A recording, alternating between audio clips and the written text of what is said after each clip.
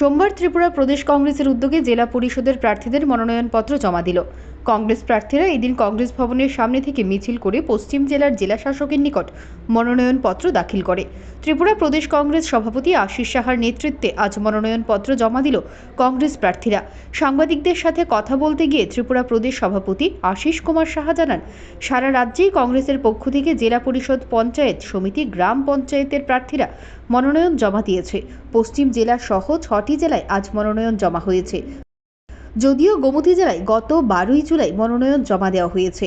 আজ পশ্চিম ত্রিপুরা জেলার 17টি কেন্দ্রে মনোনয়নপত্র জমা দিয়েছেন প্রার্থীরা। তিনি ভারতের জাতীয় কংগ্রেস দলকে বিপুল ভোটে জয়লাভ করানোর জন্য পঞ্চায়েতের মানুষদের আশীর্বাদ চেয়েছেন। Bureau report, digital Tripura.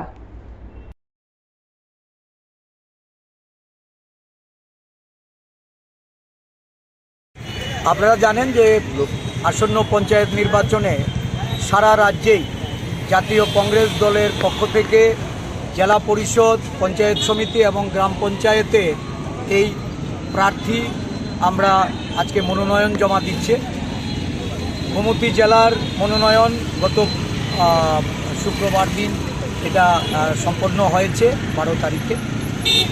আজকে পশ্চিম জেলা সহ আমাদের বাকি 6টি জেলায় মনোনয়ন আজকে জমা দেওয়া হচ্ছে। এই নির্বাচনকে প্রহসনে পরিণত করার শাসক দলের যে ষড়যন্ত্র, একে ভেস্তে দিয়ে জাতীয় কংগ্রেস দল আজকে মনোনয়ন জমার মধ্য দিয়ে এই রাজ্যের যারা গ্রাম পঞ্চায়েতে বসবাসকারী সাধারণ মানুষ, ভোটার, তাদের আশীর্বাদ, তাদের সহযোগিতা, সমর্থন প্রার্থনা করছে। আজকে পশ্চিম জেলার এই 17টি কেন্দ্রে আমাদের প্রার্থীরা মনোনয়ন জমা দিতে এক্ষুনি তারা রওনা হয়েছে।